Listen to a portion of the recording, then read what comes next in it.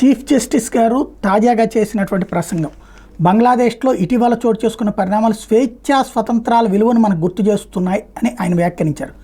నిన్న ఏదైతే జాతీయ పతాకాన్ని ఆవిష్కరించిన సందర్భంగా ఒకరి పట్ల ఒకరికి దేశం పట్ల ప్రజలకు ఉన్న బాధ్యతలను స్వతంత్ర దినోత్సవం గుర్తు చేస్తే మనకు స్వేచ్ఛ ఎంత విలువైందో పొరుగునున్న బంగ్లాదేశ్లో తాజా పరిణామాలు స్పష్టంగా గుర్తు చేస్తున్నాయని చెప్పారు. ఇది ఇక్కడ అసలు పాయింట్ ఏంటంటే అక్కడ బంగ్లాదేశ్లో స్వేచ్ఛ కోసమా వాళ్ళందరూ కొట్టుకుంటుంది?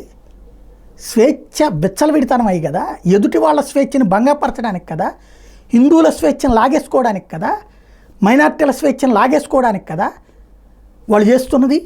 విచ్చలవిడి స్వేచ్ఛతో వాళ్ళు అనుభవిస్తూ మిగతా వాళ్ళ స్వేచ్ఛ లాగేసుకోవడానికి కదా. రెండోది, బంగ్లాదేశ్ గొడవలకు కారణం ఎవరు? కోర్టు ఇచ్చిన తీర్పు. ఏమిచ్చింది తీర్పు? రిజర్వేషన్లు పెట్టమని ఇచ్చింది.